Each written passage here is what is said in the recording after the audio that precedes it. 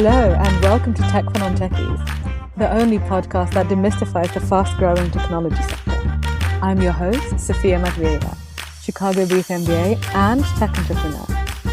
My aim here is to give you the skills, knowledge and confidence to find opportunities in the tech sector, whether that's through founding a company, getting a dream job, or bringing a fresh perspective to your work.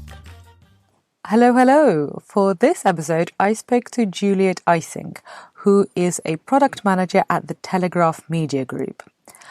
The Telegraph is one of the biggest newspapers in the UK, and Juliet started her career as a journalist, and she was actually working at the Telegraph, and then she transitioned into a career in product management. So this session is super practical. You're going to hear about what product managers do, how that job actually works at the Telegraph, and what Juliet did to transition from journalism to a career in product management. This session is a recording of a live webinar that we did on Tech for Non-Techies, and you'll hear some Tech for Non-Techies members asking their questions. If you want to get very practical tips about how to get into the tech sector and transition into product management, this session is for you. And I started off by asking Juliet what a product manager is. For me, it's a person who defines the what, the when, and the why of the product that the software development team will build. The product manager is not a coder. It's a non-technical role. I do not know how to code. So iterating is a process of improving, gradual, incremental steps of improving a product. Project management, on the other hand, is temporary. It's for a fixed period. It's for a fixed scope. It has a start and an end to the project. So back to the Telegraph, where I work. So it's a national media organisation. It has we have 3 product managers in the product team. There is 1 director of product, and we work with many dev teams or development teams. My role specifically is for engagement, storytelling, and publishing. So that's basically how all the articles, the Telegraph articles, look. We publish around 200 a day or so. How they all look on various different platforms as well. So you might just think of the website, but these articles are also translate down to the app. They also go onto things like Apple News and Facebook and further downstream platforms as well. So it's that whole process from the journalist uploading the article to how it then looks the end user. Oh, sorry, I just have a question. Yeah. So what's downstream? Because I can understand Telegraph app and Telegraph website, but what's downstream? So for the Telegraph downstream, good question. It means basically anything that's not Telegraph owned. So it would be something like Apple News, which is the news aggregator. It publishes lots of different organizations, and they have their own different templates. They have their own different processes. So there's Telegraph content that appears on these other platforms or downstream services. Great, thank you. No problem. As I was saying, so we work closely with stakeholders around the company. Stakeholders could be anybody from journalists who work in the newsroom to potentially the design team, to the commercial team, because we have advertising units on our articles. So it's working closely with those teams as well. We're a subscriptions business, as mentioned here. So our target is 1 million subscribers for the Telegraph by the end of 2023. So there's a subscriptions team that's working really closely with lots of different teams around the company and sort of bringing them all together to work towards that shared company goal, which, as I say, is 1 million subscribers and 10 million registered users. For me, the work that I do is all about thinking about the end user. Who is going to be the end user of anything that I do? So for me, it's readers of the Telegraph content, and that could be on the website, it could be on the Telegraph apps, or downstream, as I say, it's Apple News and so on. And it's also the journalists in the newsroom. They're the ones who have to upload the content. So it needs to be a system that they are comfortable with using as well. it's very varied. No day is ever the same, and it was a similar case when I was a journalist as well. So that's it's quite handy. You never quite know what to expect day to day. But this is what I do. So I start by reading media product newsletters. So first thing in the morning, I just find out what everyone else is doing. The next thing I do every morning is have a virtual stand-up meeting with the development team, and we have other agile ceremonies. I'll come onto that in a sec, but basically that just means lots more meetings with the development team.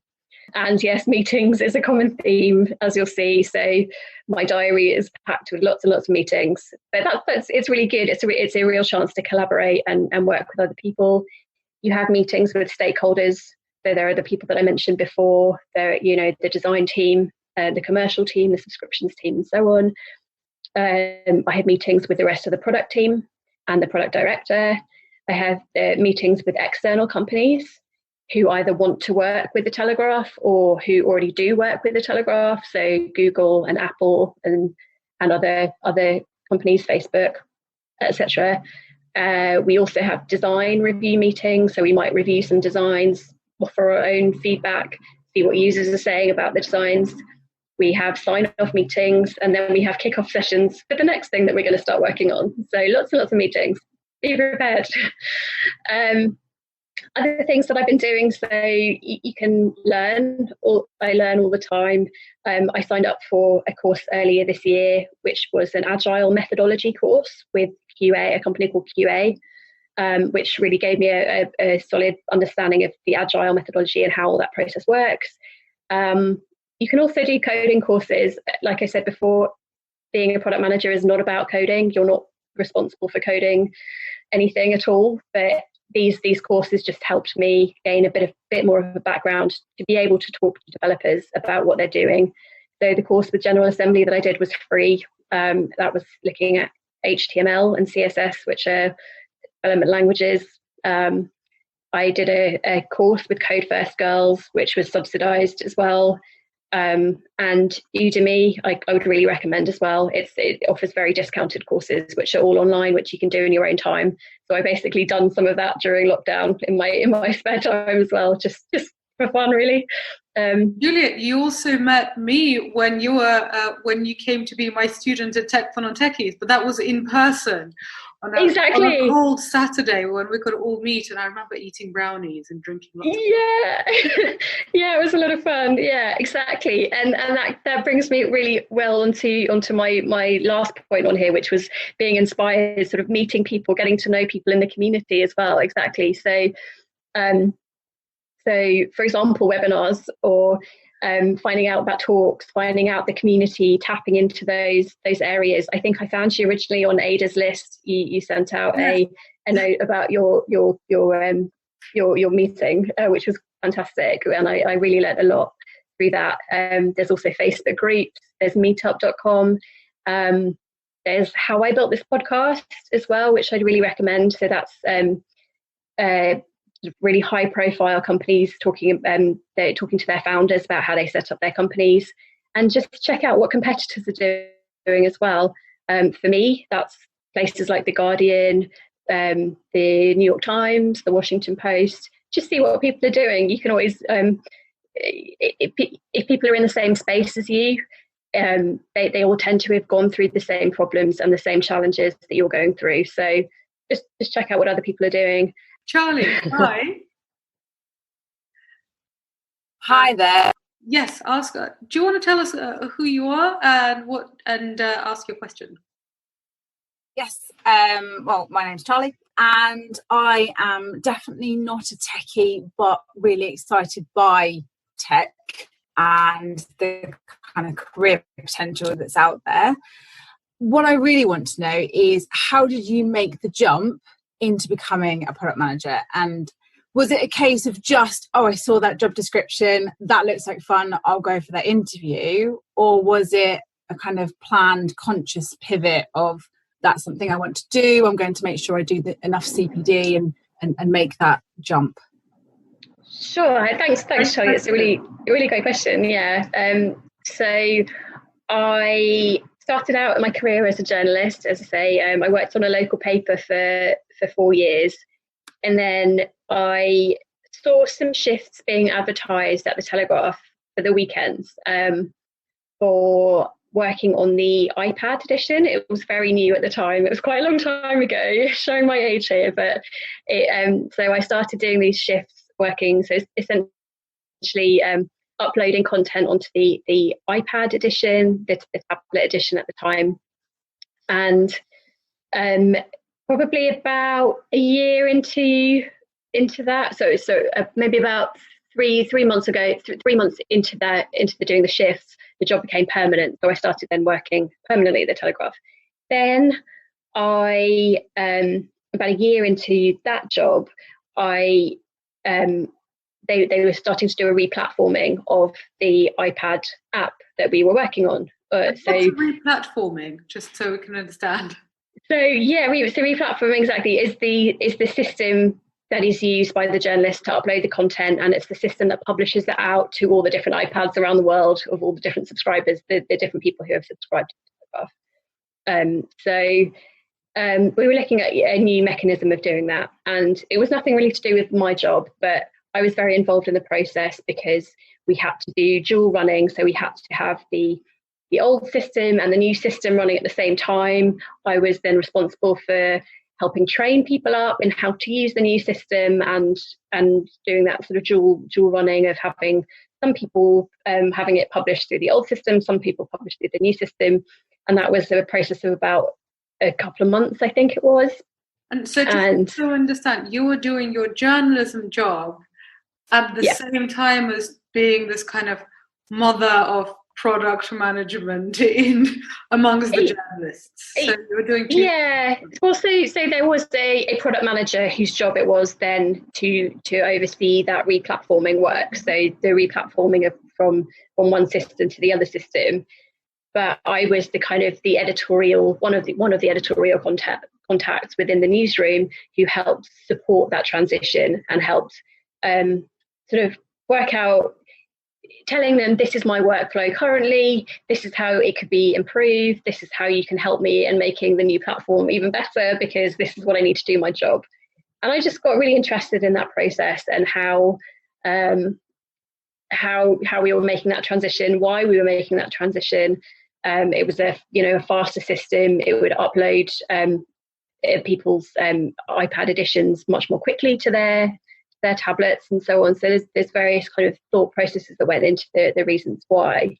And it was just kind of interesting for me. That just it didn't really, I don't know, it was interesting. But then the plan, it was like something happened and you were interested in it, because from actually, Juliet, you are a case study that I give in the Non-Technical Founders course. Actually, that's the I met you through that course when you came, and now it's an online course. I've actually now taught at London Business School, so it's and you're actually one of the case studies, because what I say to people is that this is an example of somebody knowing the user problem so well.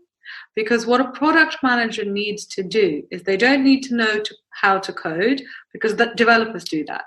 A good product manager really understands the user problem. And in this case, the user for the product that the Telegraph was making, the user was the journalist, because the replatforming was to create a better product for journalists to upload their stories into.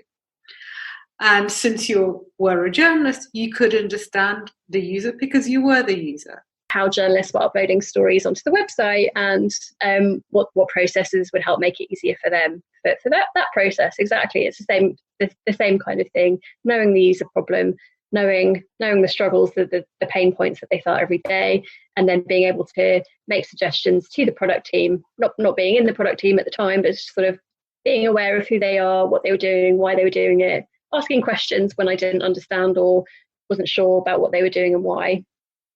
And then my most recent role before being a product manager was the title was digital publishing editor, and that was basically working very closely, much more closely alongside the product team across all different products. So the website, the apps, the newsroom, authoring upload process as well. the apps. Yeah, so every different product manager, I would be in meetings with them, and I would kind of be the representative of all the journalists in the newsroom, saying, well, this is how you can make this better, and this is how you can make this better for us as journalists in the newsroom. So it's just interesting, because the pattern that I'm seeing here is you have to understand the user. So you are the user, you are the journalist, so you understand the kind of problems that the other journalists are having. Then because you're working as a digital editor, you're working closely with product managers. So you're kind of getting an insight into the role. And also for a future transition, they're learning about you, and then they're thinking, oh, she's quite nice to work with. And so the transition is from a non-digital role to a digital role, and then fully into tech. So now let's get practical. People have seen this webinar and they're thinking, right, okay, in 6 months' time, I want to transition into product management. What do we do? I guess in my case, I was lucky because I was working alongside the product team. But I guess depending on the industry that you're working in, seek out the product team. Just ask if you can meet one of them for a coffee, or if you don't have a product team, or you're not sure of the industry, or if there's you can ask people, join one of the communities that I mentioned before. Seek out people who are in a similar position, and so for me, I did exactly that. I asked, maybe it was quite bold at the time, but I asked the director of product, who is the director of product at the time, and I just said, can we just go for a coffee and have a chat?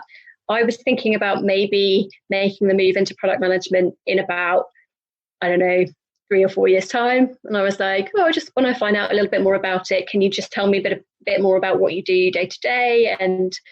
And she was more than happy to give me some suggestions. She told me to read some of these books, actually. She pointed me in the direction of some of these courses as well, which was really helpful. And then I, again, probably quite lucky, but she said at the end of our chat, oh, and by the way, there's a job coming up in the product team in the next month or so. Just to let you know, if you want to apply for it, then she would be more than happy to read my CV. And I sent her my CV, and I guess then the rest is history. But it was, I guess, you do need to be lucky in a way, but equally, she's not going to come to me and ask me to go for coffee and ask me if I want to be a product manager. That's never going to happen. So I think you need to take a little bit of ownership yourself and seek out the people that you want to, like coming on a webinar like this, and sort of making those contacts and seeing the direction that you want to take your own career in as well. Like I said before, it's not something I ever really imagined when I was a journalist, all those years ago, thinking I want to be a product manager. I didn't even know what a product manager was until relatively recently even. So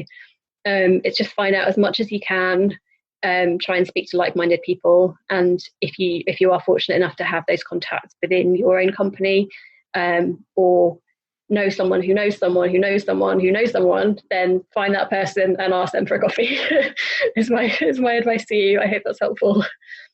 Pretty much every big company now will have some kind of product management department. Yeah. Because it's impossible not to have it. In a large company, in a smaller company, maybe it will be outsourced, but then if it's outsourced, you could still figure out who that agency is, maybe, and work with them. But in general, if your company has a website, if your company has an app, there will be a product manager in general. Yeah. And if you're working in that company, then you're aware of that website, you're aware of that app. In some way, you're a user. Either you use it yourself, or maybe you contribute to it being useful. So, for example, Juliet, you were contributing to the website by creating content, by being a journalist. So, in my view, if you're in a bigger company, going to the product team and saying, I would like to get to know what you do, is a very legitimate thing for a keen, ambitious employee to do, because your digital product is now so important. We're all sitting at home, we're all online, we're all interacting with websites. It's perfectly fine for you to work out who that person is. As Juliet mentioned, there are lots and lots of really good networking groups and webinars and courses as well. But from what I found, and Juliet, I would love to know your thought on this, is you actually need to get involved. So I've known a few people who just take courses after courses, they just love studying, but they never actually do anything. And I think you've got to take the courses, but then you somehow have to get involved. So either get involved with your product team and the company that you're working in, or maybe your friend has a startup and then you could do something useful there. Maybe you could volunteer for an organization. You could volunteer on Slack. You could do some useful user research, maybe for a charity.